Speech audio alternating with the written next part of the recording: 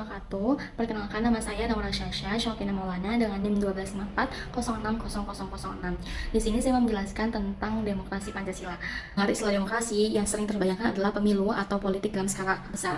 Padahal seringkali kita sudah mengimplementasikan demokrasi Pancasila itu dalam kehidupan kita sehari-hari, meskipun tanpa kita sadari. Jadi demokrasi Pancasila adalah sistem demokrasi yang Pancasila itu menjadi landasan bangsa dan ideologi negara. Artinya, nilai-nilai demokrasi yang dijalankan itu berasal dari Pancasila dan kepribadian bangsa, bukan hanya sekadar mengambil demokrasi dari negara lain. Demokrasi Pancasila ini bersumber dari falsafah bangsa Indonesia dan menjadi norma dalam penyelenggaraan demokrasi ini.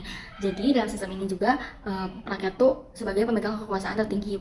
Tapi bukan berarti keputusan yang diambil itu bebas tanpa batas.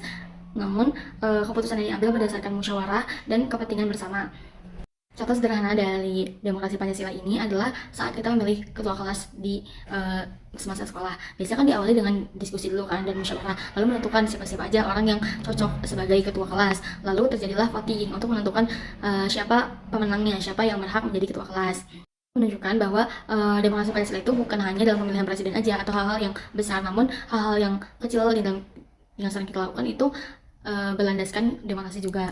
Nilai-nilai kebersamaan ini juga sangat berkaitan dengan peran humas. Nah, peran humas itu adalah sebagai penghubung antara publik dan suatu organisasi atau suatu perusahaan, di mana humas itu harus mengutamakan kebersamaan dan kekeluargaan, menjaga martabat publik, habis itu menggunakan kebebasan yang dapat dipertanggungjawabkan, serta menjaga informasi yang disampaikan itu dapat transparansi atau secara jelas tanpa ada yang ditutupi.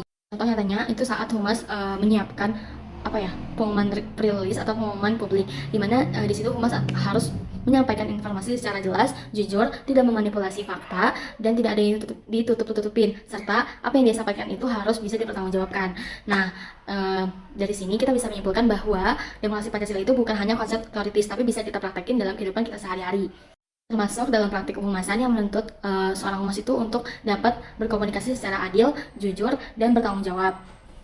Sekian dari saya, kurang lebihnya mohon maaf. Terima kasih.